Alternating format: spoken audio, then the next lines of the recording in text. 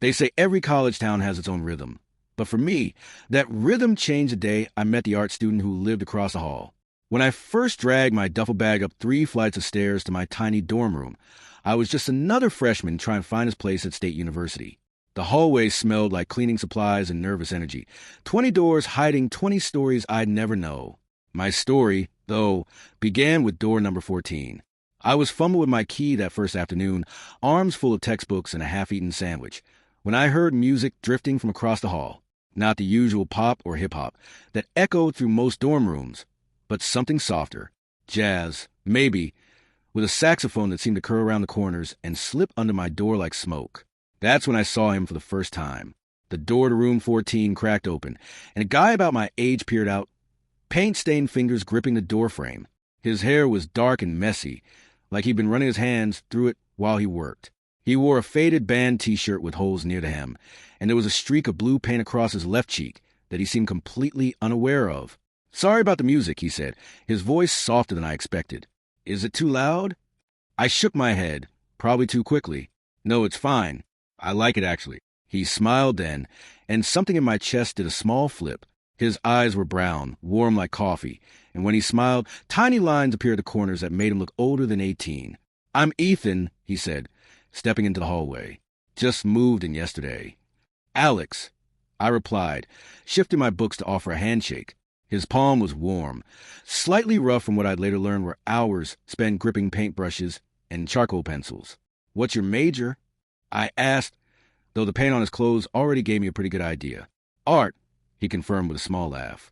"Focusing on painting, though I dabble in everything." "You?" "Engineering," I said, suddenly feeling boring. But Ethan's face lit up. "That's so cool. I can barely figure out how my coffee maker works, and you're going to build bridges and stuff."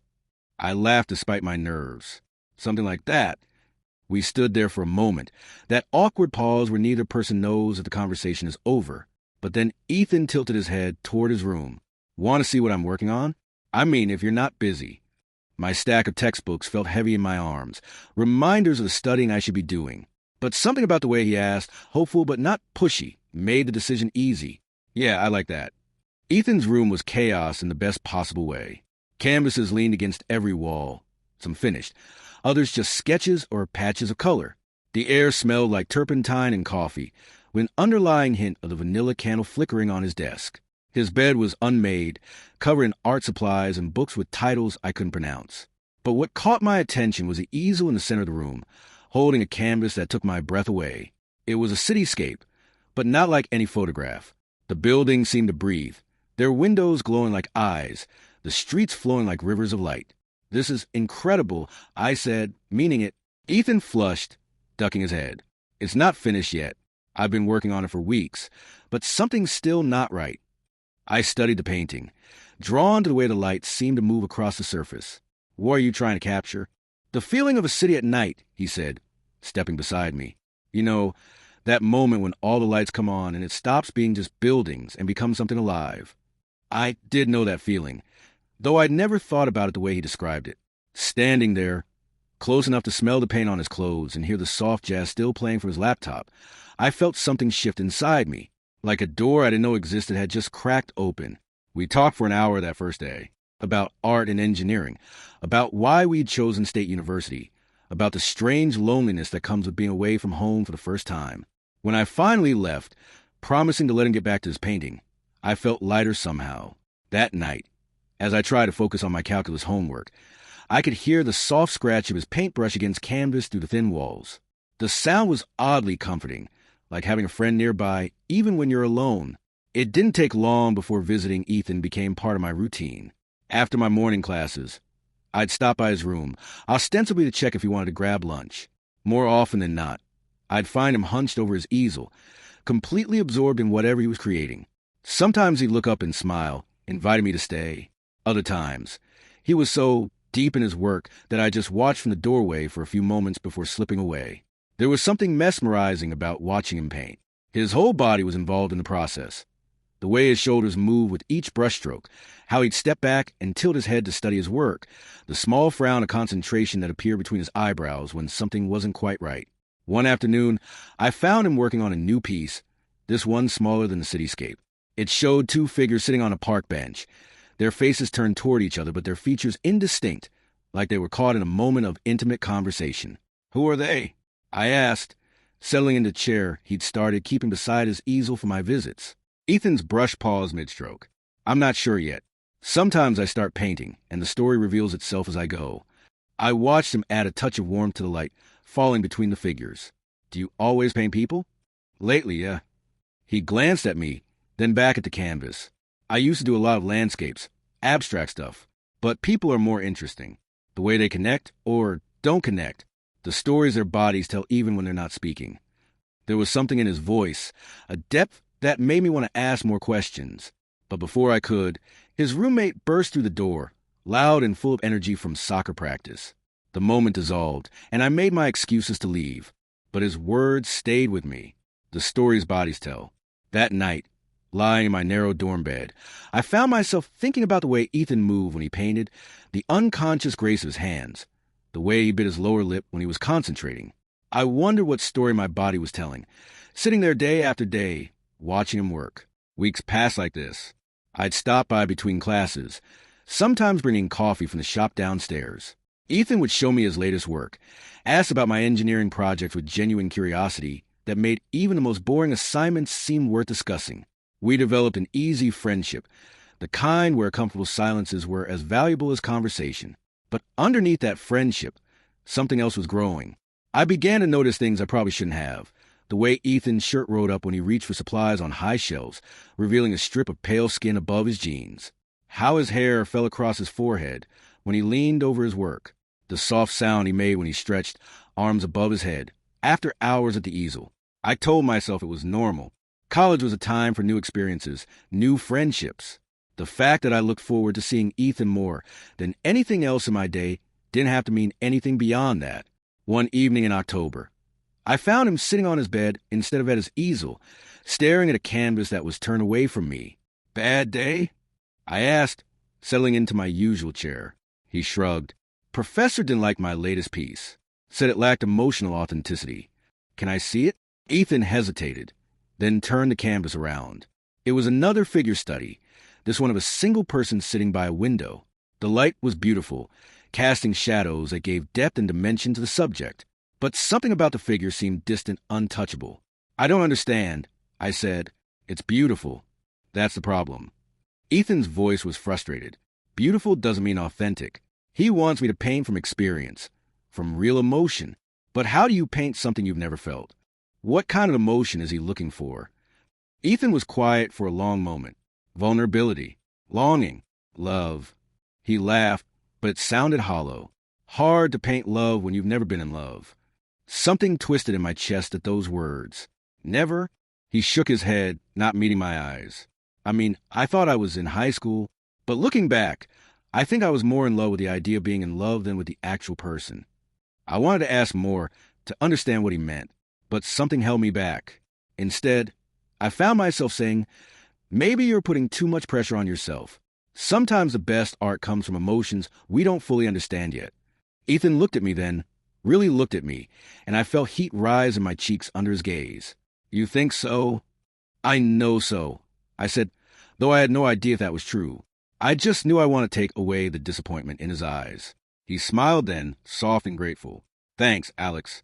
You always know what to say." But as I walked back to my room that night, I realized I might be lying to both of us. Because sitting there, watching him struggle with painting emotions he claimed never to have felt, I was beginning to understand that I might be feeling something I'd never felt before either. Something that made my heart race when he smiled at me. Something that made me linger in his doorway longer than necessary. Something that made me think about the stories our bodies were telling, and wonder if he was reading mine the same way I was learning to read his. November arrived with the kind of cold that makes you want to stay inside with hot coffee and warm company. Ethan had been working on a new series, abstract pieces that seemed to pulse with emotion even though they contained no recognizable forms. Colors bled into each other like feelings too complex for words, deep blues melting into warm golds, sharp reds softened by gentle greens. "These are different," I observed one afternoon, studying the latest addition to the series. "Yeah." Ethan wiped his hands on a paint-stained rag, leaving new smears across his fingers. "I've been thinking about what you said, about emotions we don't fully understand yet. Something in his tone made me look at him more carefully. There was a tension in his shoulders, a hesitation in the way he wasn't quite meeting my eyes. "They're beautiful," I said honestly, "more alive than anything you've done before." "You think so?" He finally looked at me, and I saw something uncertain in his expression. Sometimes I feel like I'm painting in a language I'm still learning to speak. I understood that feeling more than he knew. Lately, I felt like I was living in a language I was still learning to speak. Every conversation with Ethan seemed layered with meanings I couldn't quite grasp, loaded with words that wanted to be said but never found their way to my lips. That night, instead of heading straight to my room after dinner, I found myself walking across campus to the art building. I told myself I was just getting some fresh air, maybe clear my head before tackling my thermodynamics homework. But my feet carried me to the studios where I knew Ethan sometimes worked late. The building was mostly empty, long hallways dimly lit by security lighting. But from one room, warm light spilled out into the corridor, and I could hear the soft sound of jazz music that had become as familiar as my own heartbeat. I found Ethan standing in front of a large canvas, paintbrush poised but motionless. He was staring at the surface like it held answers to questions he was afraid to ask. "Couldn't sleep either?" I said softly. He turned, and his face lit up in a way that made my chest tight. "Alex, what are you doing here?" Couldn't concentrate on homework. Thought I'd take a walk. It was a weak excuse, and we both knew it. The art building was a 15-minute walk from the dorms. Hardly the route for a casual stroll. But Ethan just smiled and gestured me over. "Want to keep me company? I'm trying to work through something, but I keep getting stuck." I joined him in front of the easel, and my breath caught. The canvas showed two figures, painted in the same abstract style as his recent work. But unlike his other pieces, these figures seemed to be reaching for each other, their forms blending at the edges where they almost touched. "It's about connection," Ethan said quietly. "About that moment when you realize you're not alone in feeling something. But I can't get it right. Every time I try to paint the space between them, it either looks empty or forced." I studied the painting, trying to understand what he was seeing. Maybe the space isn't supposed to be empty or forced. Maybe it's supposed to be charged, like the air before a storm. Ethan looked at me, his eyebrows raised. "Charge how?" "With possibility." I said, the words coming from somewhere deeper than thought. With everything that could happen if they just reached a little further. Something shifted in the air between us then. We were standing close enough that I could see the flecks of gold in his brown eyes, close enough to smell the familiar scent of paint and coffee that always clung to his clothes. "Alex," he said, and my name sounded different in his voice. Softer, more careful. "Yeah." He set his paintbrush down, his movements deliberate and slow. "What if I told you I've been painting the same person in all my recent work?" My heart began to race. What would that mean? "It would mean," he said, stepping closer, "that maybe I'm not as inexperienced with longing as I told my professor." The space between us felt exactly like he described. Charged with possibility, electric with everything unspoken. I could feel the warmth radiating from his body, see the way his chest rose and fell with each careful breath. "Ethan," I whispered, not sure what I was asking, but he seemed to understand anyway. His hand came up to cup my cheek, fingers still faintly stained with paint, thumb tracing across my skin with infinite gentleness. "I've been wanting to do this for weeks," he murmured. "Do what?" Though I already knew, hoped, feared the answer. Instead of responding with words, he leaned in and kissed me, soft at first, tentative, giving me every chance to pull away. But I didn't want to pull away. I wanted to fall into the warmth of his mouth, the gentle pressure of his lips against mine, the way his other hand came to rest against my waist like he was afraid I might disappear. When we finally broke apart, we were both breathing hard. Ethan rested his forehead against mine, eyes closed. "Is this okay?" he whispered. "Are we okay?" Instead of answering, I kissed him again, pouring months of stolen glances and unspoken feelings into contact. This time he responded immediately, his arms coming around me, pulling me closer until there was no space left between us. We kissed until my lips felt swollen and my head spun with the taste of him. Coffee and something sweetly indefinable that was purely Ethan. When we finally separated, he was smiling, that bright expression that had been my undoing from day one. "So," he said, voice slightly hoarse, "I guess I know what to paint in that space now." I laughed, giddy with relief and joy and the overwhelming rightness of finally being here, in his arms, no longer pretending I didn't want this. "Yeah, I asked, "What's that?" "This," he said simply. "This moment when everything changes." We stayed in that studio until nearly dawn, sometimes talking, sometimes kissing, sometimes just sitting in comfortable silence while Ethan sketched and I watched. As the sun began to rise outside the tall windows, painting everything in shades of gold and pink, I realized that Ethan had been right about his art all along. The best paintings did come from emotions we were still learning to understand. And some stories could only be told when two people were brave enough to reach across the space between them and see what happened next. When we finally walked back to the dorms, hands linked and hearts full, I knew that whatever this was between us, this tentative, beautiful thing we were building, it was worth every moment of uncertainty that had led us here. Because sometimes the most authentic emotions are the ones that sneak up on you quietly, growing in the spaces between friendship and something more, nurtured by shared silences and stolen glances, until they become impossible to ignore. And sometimes, if you're very lucky, you find someone who sees those emotions in you and reflects them back, creating something neither of you could have painted alone. Thank you for reading The Slow Burn Romance. I hope you enjoyed watching Alex and Ethan discover their feelings for each other through art, friendship, and the quiet moments that sometimes matter most.